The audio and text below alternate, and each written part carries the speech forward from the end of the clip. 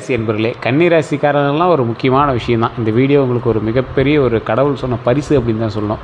இந்த ராசிக்காரங்க இதுவரை உடல் ரீதியான உபாதைகள் நிறையா பட்டிருப்பீங்க. கடந்த ஒரு 3 வருடங்களாக கணக்கு போடும்போது ஒரு 3 நாட்களாவது நீங்கள் ஆஸ்பத்திரியில் இருந்துட்டு தான் வந்திருப்பீங்க.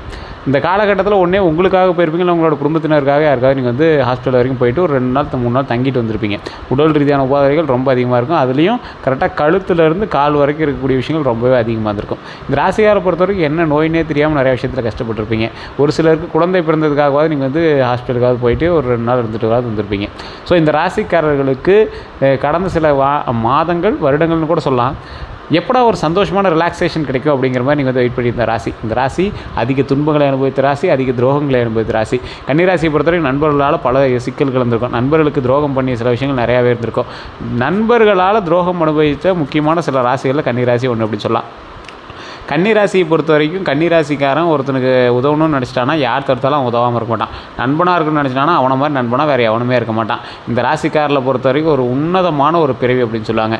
இந்த ராசி கன்னிராசியினுடைய அதிபதி புதன் பகவான். கன்னிராசியில் இருக்கிறவங்க மிகுந்த அறிவாற்றல் கொண்டவர்களாக இருப்பாங்க, ஒழுக்கத்தை விரும்பக்கூடியவர்களாக இருப்பாங்க, திட்டமிட்டு செயல்படுபவர்களாக இருப்பாங்க, எந்த வேலையையும் முழுமையாக செய்ய முயற்சிப்பவர்களாக இருப்பாங்க, சுத்தம் மற்றும் நேர்த்தியை விரும்பக்கூடிய நபர்கள், பொறுப்புணர்வு அதிகமாக இருக்கக்கூடிய நபர்கள், கணக்கு நிர்வாகம் ஆராய்ச்சி போன்ற துறைகளில் திறமை பெற்றவங்களாக இருப்பாங்க.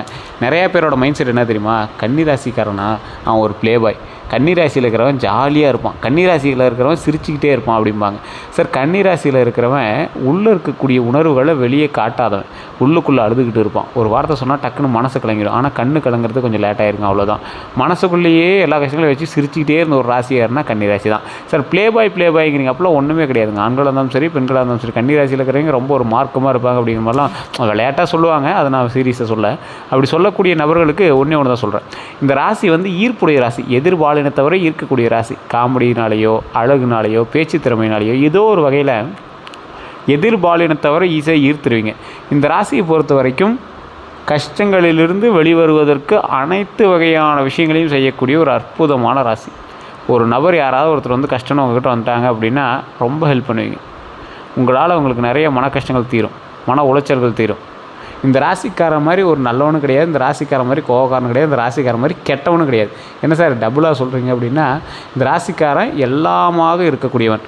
ஒரு விஷயத்தில் கஷ்டமாக இருந்துச்சு அப்படின்னா இவன் டக்குன்னு உதவி பண்ணி அந்த விஷயத்தில் எல்லாத்தையும் சரி பண்ணி கொடுத்துருவான். யாராவது இல்லைன்னு கேட்டால் அவங்களுக்கு சாப்பாடு வாங்கி கொடுத்துருவான். யாராவது கோவமாக சண்டையை கேட்டால் பைத்தியம் மாதிரி போய் சண்டை போடுவான். சில நேரத்தில் டென்ஷன் ஆகிட்டான் அப்படின்னா இவன் மனுஷனானே தெரியாது, அந்தளவுக்கு டென்ஷன் ஆகக்கூடிய அளவுக்கு இருப்பாங்க. ஸோ இந்த மாதிரி நிறைய வகையில் ஒரு கோவக்காரராகவும் திடீர்னு கொஞ்ச நாள் குழந்தையாகவும் மாறக்கூடிய ராசி இந்த கன்னிராசி. கன்னிராசிக்காரங்க எப்போவுமே ஒரு ஹைலைட்டட் பர்சன் சொல்லுவாங்க. கன்னிராசியில் இருக்கிறவங்களாம் அவ்வளோ சீக்கிரம் நிதானமாகவும் ஆக மாட்டான், அவ்வளோ சீக்கிரம் கோபமாகவும் ஃபுல்லாகவும் மாற மாட்டான். அப்படியே லைட் மைண்டட்லேயே இருப்பான், டக்குன்னு மாறுவான். அந்த மாதிரி ராசியாக இருப்பாங்க. இவங்களுக்கு மிகப்பெரிய பலம் என்ன தெரியுமா, நுண்ணறிவு மற்றும் ஒழுங்கு.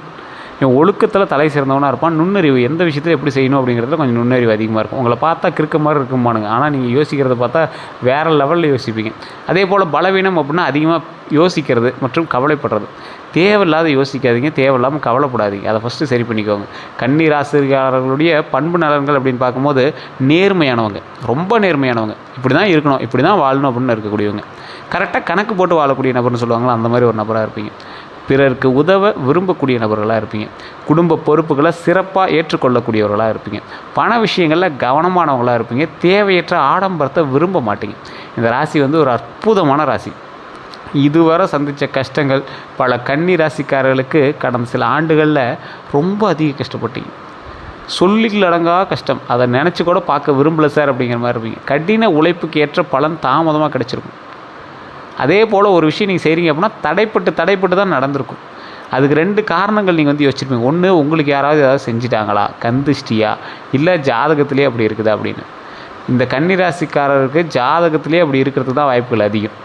ஸோ ஜாதகத்தை தான் ஃபஸ்ட்டு செக் பண்ணும். உங்களோட லோக்கலில் இருக்கிற ஜோதிடர்கிட்ட கொண்டு போய் கொடுங்க. ஃபஸ்ட்டு பிறந்த தேதி, பிறந்த நேரம், பிறந்த ஊர் சொல்லுங்கள்.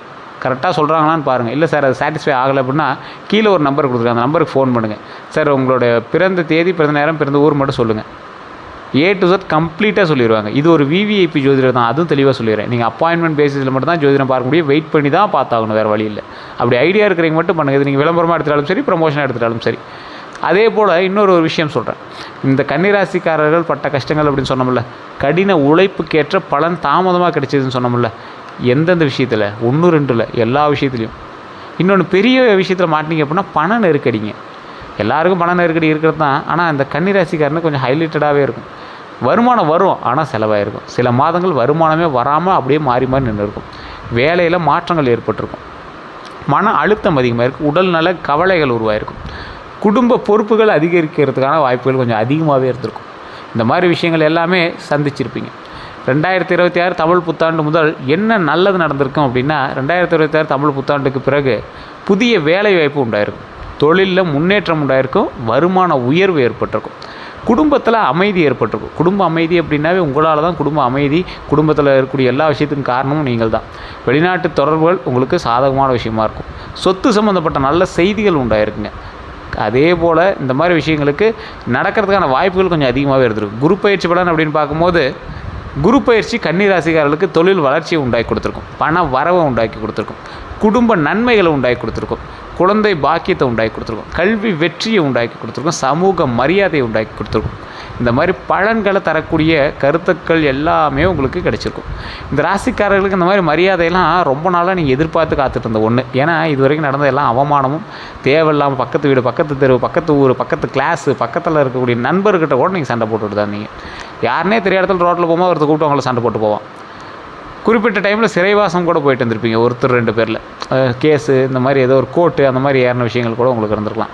அப்படி இல்லை அப்படின்னா திருந்துவதற்காக ஹாஸ்பிட்டல் இந்த மாதிரி சில விஷயங்களில் கொண்டு போய் உங்களை வந்து அடைச்சிருப்பாங்க. ட்ரக்ஸு இந்த மாதிரி ஏதாவது நீங்கள் எடுத்துக்கிறதுனால அதிலேருந்து வெளியே வரதுக்காக உங்களை வந்து ஒரு நல்ல இதில் சேர்த்தி உங்களை வந்து சரி பண்ணுறதுக்காக வந்து உங்களை சேர்த்திருப்பாங்க. மது பழக்கத்துலேருந்து வெளியே வரத்துக்கோ இல்லை இந்த மாதிரி விஷயங்கள்லாம் அந்த கன்னிராசிக்காரர்கள் ஈடுபட்டு அந்த பழக்கத்துலேருந்து வெளியே வரதுக்காக இது பண்ணியிருப்பாங்க. கன்னிராசிக்காரர்களுக்கே உண்டான சில சுபாவங்கள் இருக்குது, சில மேனரிசம் இருக்குது. நகத்தை கடிச்சிட்டே இருக்கிறது, ஏதோ ஒன்று ஒரு சிம்டம்ஸ் மாதிரி ஏதோ ஒன்று பண்ணிகிட்டே இருக்கிறது, கண்ணை சிம்டம் ஏதோ ஒன்று ஒரு சிம்டம்ஸ் இவர் இப்படி பண்ணுவாருங்க அப்படிங்கிற மாதிரி முடி கோதிகிட்டே இருக்கிறது, அது மாதிரி ஏதோ ஒன்று வந்து உங்களுக்கு ஈஸியாக சொல்லிடலாம்.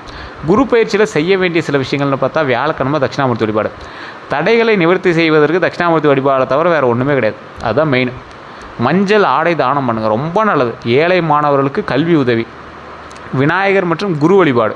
குரு பயிற்சியில் குரு வழிபாடு பண்ணு சார், நல்லது தான். விநாயகர் வழிபாடு சேர்த்து பண்ணிங்கன்னா இன்னும் சூப்பர். அதே மாதிரி குரு காயத்ரி ஜபம் பண்ணால் ரொம்ப நல்லது. இந்த டைமில் நீங்கள் என்ன செய்யக்கூடாதுன்னு தெரியுமா? பெரியவர்களை மதிக்காமல் பேசுகிறது. தயவுசெய்து பெரியவங்ககிட்ட கொஞ்சம் மதித்து நிதானமாக இருங்க. தேவையற்ற வாக்குவாதத்தை தவிர்த்துக்கோங்க. அவசர முதலீடுகள் இருக்கவே கூடாது. இந்த டைமில் அவசர முதலீடு பண்ணவே பண்ணாதீங்க. நண்பர்களுக்காக கடன் வாங்குறத தயவு செஞ்சு குறைச்சிக்கோங்க.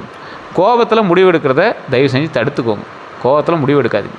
செய்வினை சூனியம் போன்ற பழிக்குமா அப்படின்னு கேட்டால் பாரம்பரிய நம்பிக்கைகளில் இது குறித்த கருத்துக்கள் வந்து என்ன அப்படின்னா, மன உறுதி உண்டாகுது, தன்னம்பிக்கை உண்டாகுது, இறை நம்பிக்கை உண்டாகுது, நல்ல செயல்கள் வந்து உண்டாகுதுங்க. இவையே உண்மையான பாதுகாப்பு மற்றும் ஆன்மீக அறிஞர்கள் கூறக்கூடிய ஒரு விஷயமா இருக்குது.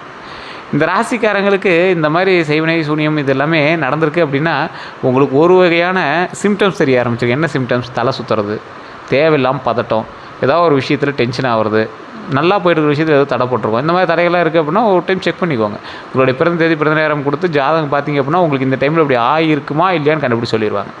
அதே போல் அப்பப்போ குலதெய்வ கோயிலுக்கு போய்ட்டு வாங்க.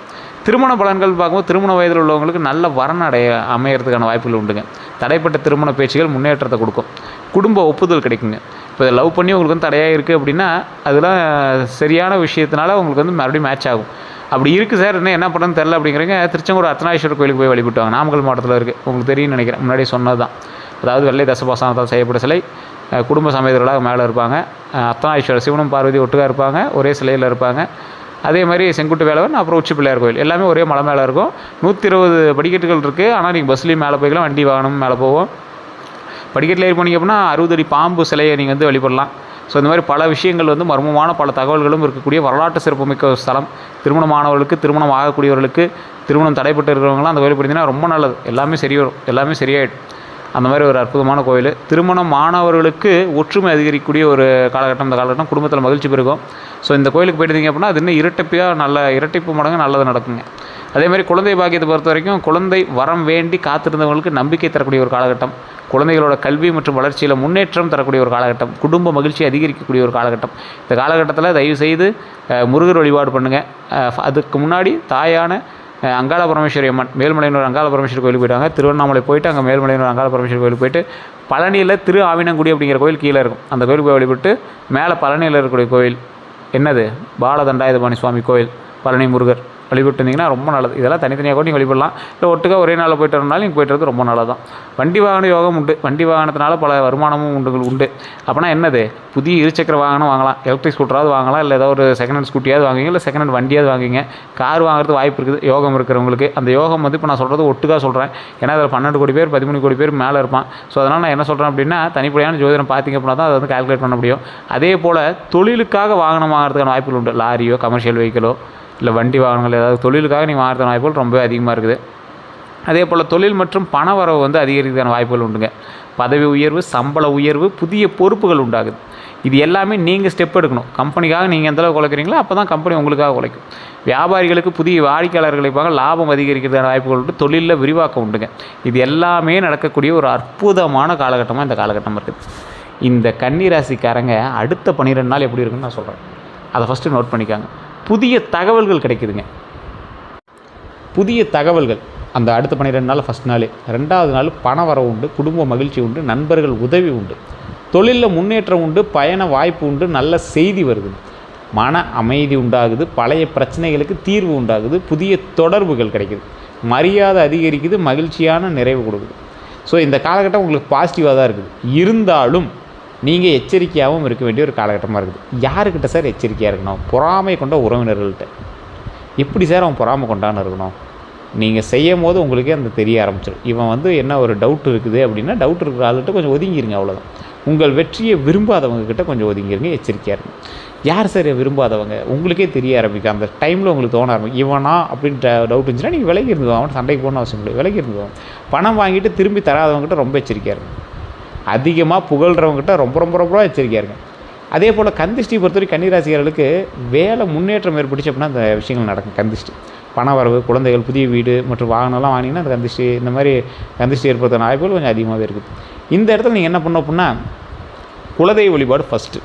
குலதெய்வ வழிபாடு பண்ணிவிட்டு நீங்கள் வணங்க வேண்டிய சில தெய்வங்கள் நான் சொல்கிறேன், கேட்டுக்கோங்க. இது நீங்கள் எந்த கோயிலுக்கு போனாலும் இந்த தெய்வங்களை பார்க்கலாம். ஒரு சில கோயில்கள் துர்க்கை அம்மன் ஃபஸ்ட்டு. எந்த கோயிலுக்கு போனீங்க அப்படின்னா சுற்றி வரும்போது துர்க்கை அம்மன் வழிபாடு பண்ணலாம். காளியம்மன் கண்டிப்பாக வழிபட்டிங்கன்னா ரொம்ப நல்லது. ஆஞ்சநேயர் வழிபாடு, கஷ்டங்களை தீர்ப்பதற்கு ஆஞ்சநேயர் வழிபாடு ரொம்ப உறுதுணையாக இருப்பார். முருகர் வழிபாடு, இந்த தெய்வங்கள் எல்லாமே நீங்கள் எங்கே போனீங்க அப்படின்னாலும் ஈஸியாக வழிபடலாம். அந்த இடத்துல வழிபட்டுவாங்க. இன்னும் மீறி கந்திஷ்டி இருக்குது சார், அதனால தான் கொஞ்சம் தடைப்படுது, நல்லாவே தெரியுது சார் அப்படின்னா உங்களுடைய ஜாதகத்தை செக் பண்ணிட்டு அதுக்கு தகுந்த மாதிரி சில விஷயங்களை வாங்கி வச்சிங்க அப்படின்னா அதுக்கு தகுந்த மாதிரி சரியாயிடுங்க. வணங்க வேண்டிய தெய்வங்கள்னு பார்த்தீங்கன்னா விநாயகர், புதன் பகவான், தட்சிணாமூர்த்தி, முருகபெருமான், மகாவிஷ்ணு. ஏன்னா சார் எல்லா தெய்வத்தையும் சொல்லிட்டீங்க. விநாயகர் உங்களுடைய தடைகளை நிவர்த்தி பண்ணுவார். புதன் பகவான் உங்களுக்கு இருக்கக்கூடிய பிரச்சனைகளை சரி செய்வார். தட்சிணாமூர்த்தி தடைகளை நிவர்த்தி செய்து தடைகள் வராமல் காத்தருவார். முருகபெருமான் அன்றாட வாழ்க்கையில் உங்களுக்கான குடும்ப ரீதியான விஷயங்களுக்கும் மன ரீதியான விஷயங்களுக்கும் உறுதுணையாக இருப்பார். மகாவிஷ்ணு பண ரீதியான விஷயத்துக்கும் அதே மாதிரி பல ரீதியான விஷயத்துக்கும் இவர் வந்து உறுதுணையாக இருப்பார். இந்த மாதிரி வழிபாடு உங்களுக்கு ரொம்ப சிறப்புமிக்கதாக இருக்கும். கண்டிப்பாக ட்ரை பண்ணுங்கள். எந்த நிற ஆடை நல்லது அப்படின்னா, அதிர்ஷ்ட நிறங்கள் பார்க்கும்போது பச்சை, இளம் பச்சை, வெள்ளை, மஞ்சள் இது எல்லாமே ரொம்ப நல்லதுங்க. பச்சை கலரில் எப்படி சார் ட்ரெஸ்ஸு போட்டு போகிறது அப்படின்னா, ஒரு கர்ச்சீஃபாவது கையில் வச்சுக்கலாம், தப்பே கிடையாது. சின்ன துண்டு ஒரு கர்ச்சீஃப் இருக்கிறது வச்சுருந்தால் ரொம்ப நல்லது. எந்த ஆடையை தானம் செய்கிறது ரொம்ப நல்லது? மாணவர்களுக்கு சீருடை வந்து தானம் பண்ணால் ரொம்ப நல்லது. மாணவர்களுக்கு சீருடை வாங்கி கொடுங்க. இப்போ ஸ்கூல் டைம்லாம் வாங்கி கொடுத்தீங்கன்னா ரொம்ப நல்லது. பச்சை நிற ஆடை வாங்குறது ரொம்ப நல்லது, வாங்கி கொடுக்கறது நல்லது. வெள்ளை வேஷ்டி வாங்கி கொடுக்குறது ரொம்ப நல்லது. ஏழைகளுக்கு துணி தானம் பண்ணுறது ரொம்ப ரொம்ப ரொம்ப நல்லது. எந்த ரத்தினம் நல்லது அப்படின்னா மரகதம். கன்னிராசி பொறுத்த வரைக்கும் மரகதம் தான் ரொம்ப நல்லது. மரகத பச்சைன்னு சொல்லுவாங்க, மரகதம் வச்சிங்கன்னா ரொம்ப நல்லது. பேரிடோட் பச்சை ஜெட் அப்படின்னு சொல்லுவாங்க, அதெல்லாம் வச்சிங்கன்னா ரொம்ப நல்லது. பொதுவாக பரிந்துரைக்கப்படுறது இது. ஆனால் எதுக்கு உங்களுடைய முழு ஜாதகத்தை செக் பண்ணிட்டு நீங்கள் போட்டிங்க அப்படின்னா இன்னும் ஒரு பாசிட்டிவாக உங்களுக்கு இருக்கும். நிறைய பேர் தெரியாமல் யூடியூப் பார்த்து போடுறதெல்லாம் உண்டுங்க. ஜாதகத்தை செக் பண்ணணும். யூடியூப்பில் சொல்கிறது வந்து பொதுவான விஷயங்கள். இப்போ நானே சொல்கிறேன் அப்படின்னா அது பொதுவான விஷயங்கள். எல்லாருக்கும் இது பொருந்துமான 60% தான் உங்களுக்கு பொருந்திருக்கும். நான் சொன்னதெல்லாம் உண்மையாலுமே பொருந்தா இல்லைன்னு மறக்காம கமெண்ட் செக்ஷனில் பார்த்துடுங்க. அதே மாதிரி செல்ல வேண்டிய கோயில்கள் பார்க்கும்போது திருச்செந்தூர் முருகர் கோயில், பழனி முருகர் கோவில். திருச்செந்தூர், பழனி இது ரெண்டு எதுக்கு சார்? திருச்செந்தூர் போனீங்கன்னா தொழில் ரீதியான விஷயங்கள் சரியாகும். பழனிக்கு போயிட்டு இருந்தீங்கன்னா குடும்ப ரீதியான விஷயங்கள் சரியாகும். அவ்வளோதான்.